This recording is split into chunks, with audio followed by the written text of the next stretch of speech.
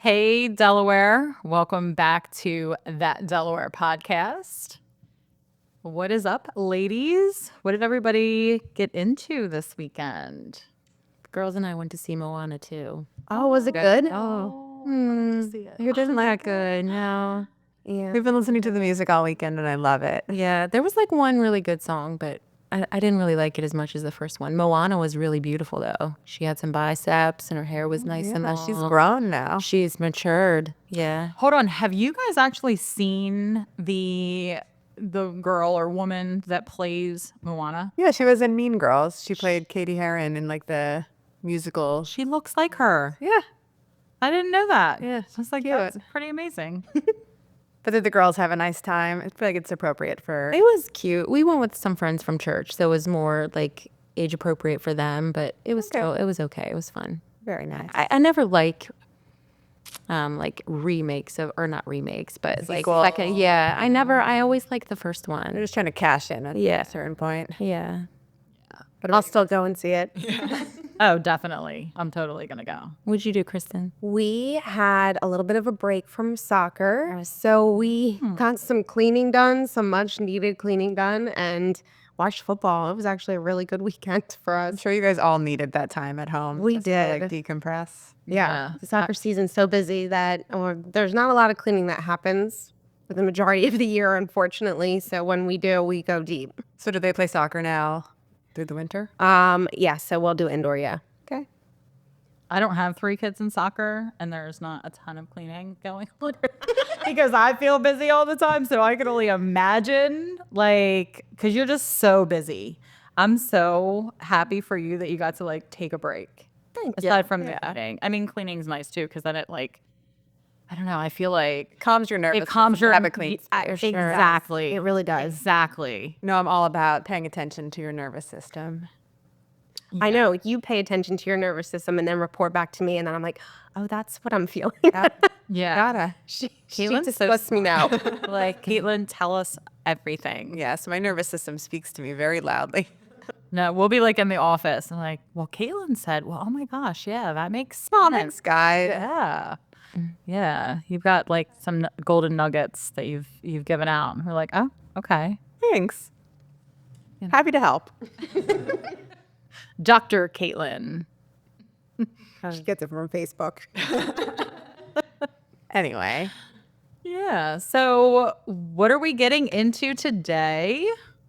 So we are going to be sharing some of our home buying experiences prior to us getting into real estate. Yeah, like our personal experiences buying. Yeah. I feel like I don't even know that we've all talked about in great detail because all of us bought homes prior to being real estate agents, correct? Yep. Yeah.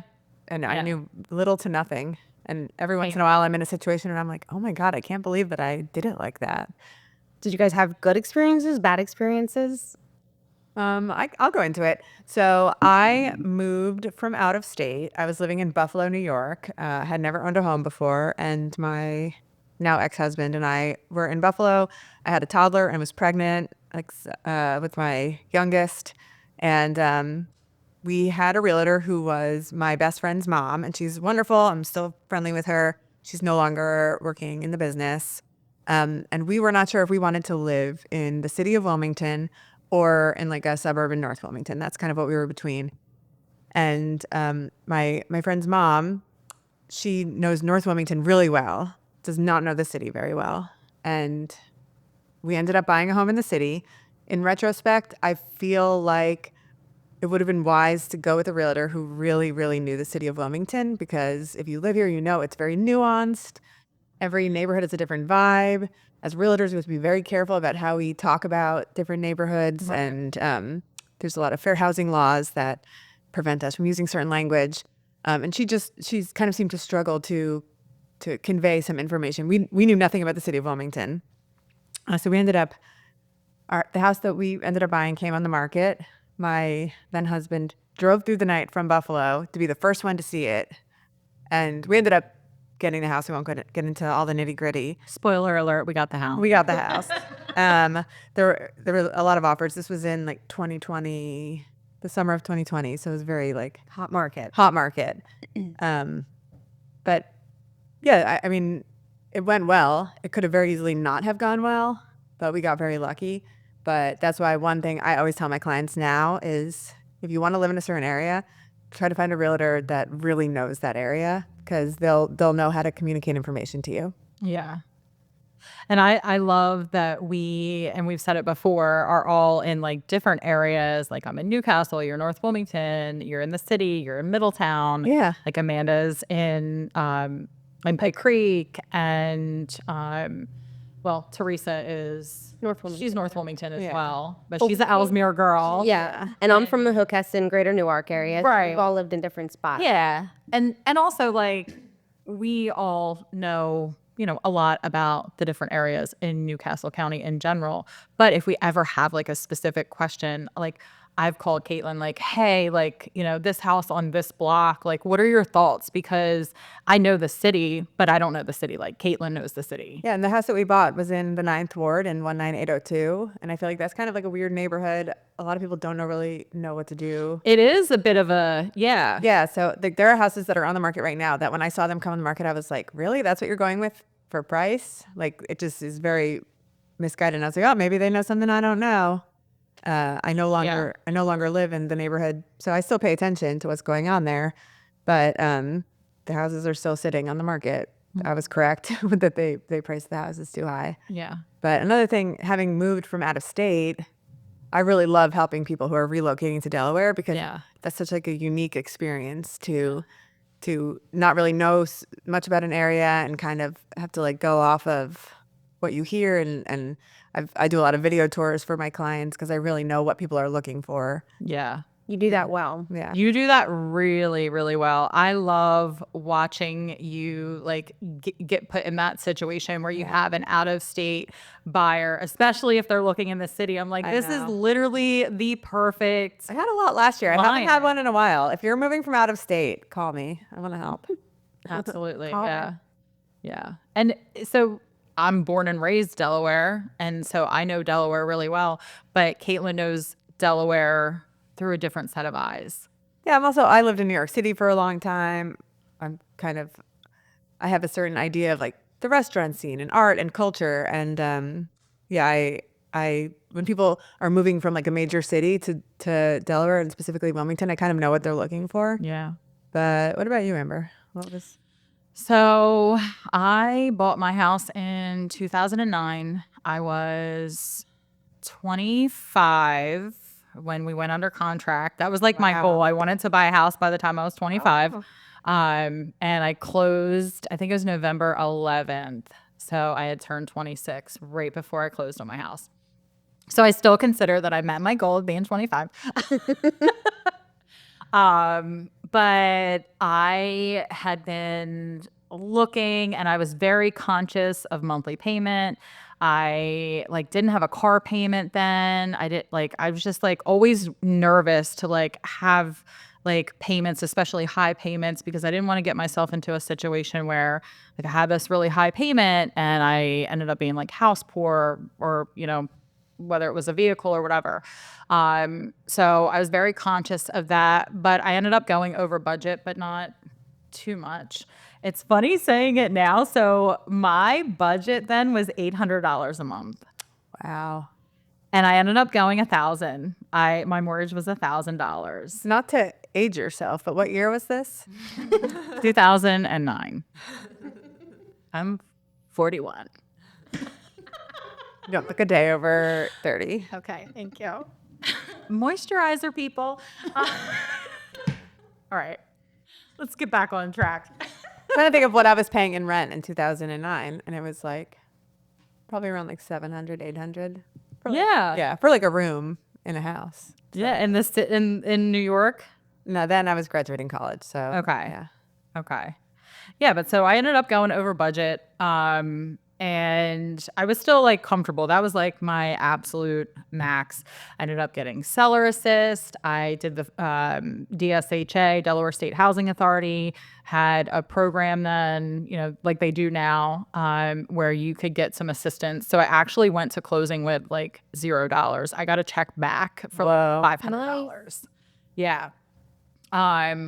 And I bought this little house that I still live in that I eventually want to get out of. But I am so glad that I did that because, like I said, my mortgage is like stupid cheap. And back then it was like over budget for me. So that's why I try to like tell people, like you're eventually going to make a little bit more money. Like, things around you are going to increase, but like this stays the same. And granted, like, your payment changes because of, the escrow and the taxes, change a little bit. But overall, It's a fixed payment. it's a fixed payment. It's really important that you said like you were paying close attention to what the monthly note would be, because I find a lot of times with buyers, they're very fixated on the asking price of the house. Like, I don't want to go over 300,000, but when they look at the numbers and what they'd be paying per month, it's a very different story. Sometimes they find that they actually have more buying power when they look at what that monthly payment would break down to based on like what the interest rates are doing. So that's smart that even back then you knew like the monthly. Yeah, I didn't focus. So like obviously like I always tell people the same thing, like work backwards. Like what's your maximum monthly payment? And then that tells us what the price of the house needs to be. Of course, taxes in different areas change, and so you need to consider that. Also if there's like flood insurance or anything like that. But that's what you need to focus on is your monthly payment. And everybody focuses on interest rates now. And obviously you need to, focus on the interest rate because it does affect affordability.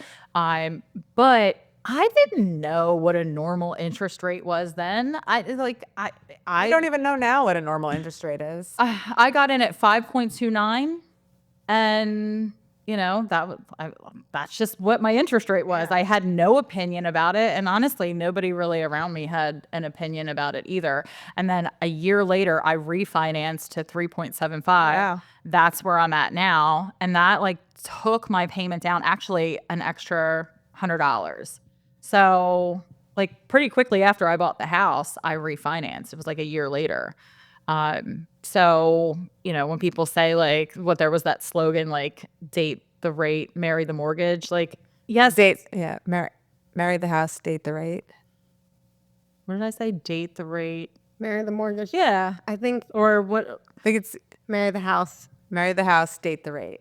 Date the rate. The rate. I'm so glad that we don't. Either way, we're dating. When I got into this business, that phrase was everywhere, and I hated it. And I'm glad that we can't remember what it is now. Wait, so who was your realtor? So my realtor, and I think I got connected with her through like another realtor that like wasn't available to help me. I can't really recall. I'm not going to say her name. She's not in the business anymore. She got the job done. I don't think like I was super educated on things. I was just kind of like, I felt like I was winging it. But honestly, I feel like people, even though like I'm an overeducator sometimes, like a lot of that stuff, it's like goes in and goes out. So you need to just like feel comfortable with the person that you're working with. And I felt comfortable enough. She did a decent job. The only thing at the end, we went to closing, and she did invite me to lunch, and that was nice. But she gave me a gift, and it was for a photography session. And I'm like, I love taking photos, and I'm big into photos. And I was like, oh my God, this is amazing. And I called to book the appointment, and the owner of the photography business was like, well, that's just a sitting fee. Like my fees for like the actual like photos and like the actual photography it was much more. Oh my God. And so it turns out they were like friends, I guess, or like she knew her. And so it was basically just kind of like a coupon or like an advertisement for her friend. And that did not sit well with me. I agree. What the hell is this? So I was like, you could have just, I'd rather have had nothing. I'd rather have had nothing. That's shady.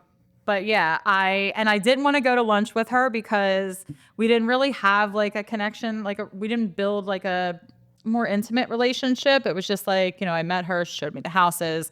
And I honestly was excited to go back to my house, and I had a bottle of cheap champagne, some Andre, which I still love. And I cracked that bottle. I'm going to get emotional. And I sat on my kitchen floor and I cried.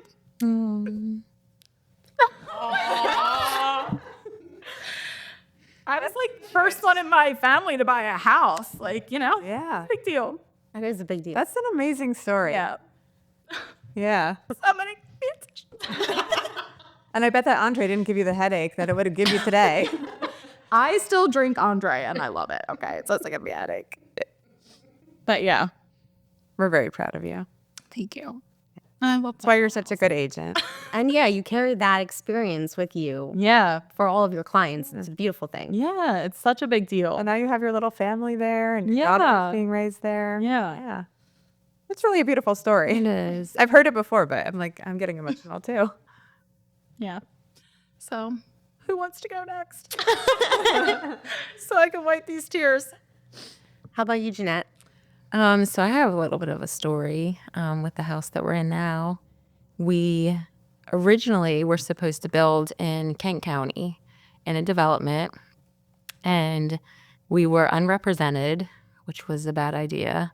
And we just signed a bunch of documents with the builder, and probably, I don't know, a quarter of a way through, we were kind of thinking that it was a bad idea because there were like kind of tie-ins that we weren't aware of. Like there was an irrigation system and like with the septic, and there was like a bunch of other expenses that we were going to have that we didn't anticipate in the beginning.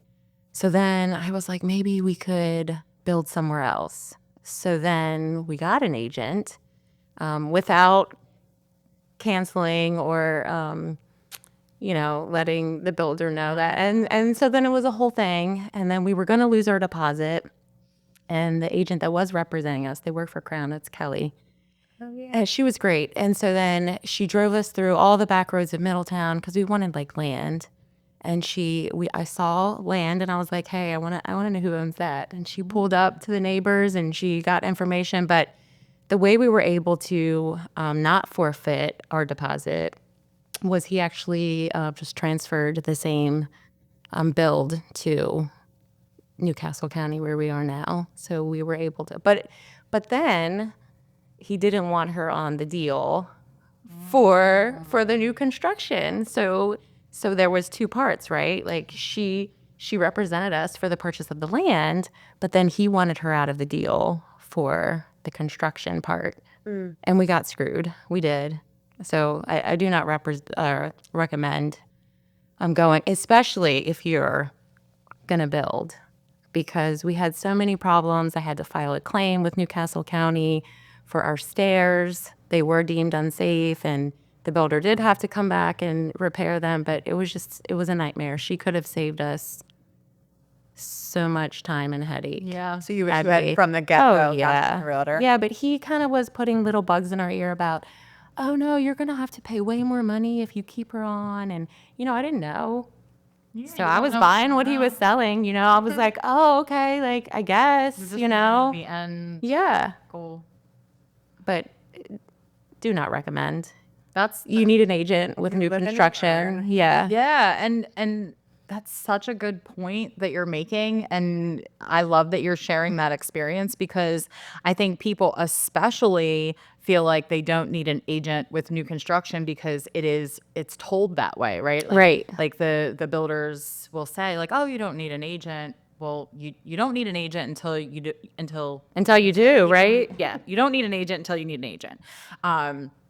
And I've heard plenty of stories of people, working with the builders directly, and the builders work for the builders. You have no one advocating for you. And it's so funny that you said that Kelly was your agent, because she sold a house in Newark, in the same neighborhood where I have best friends.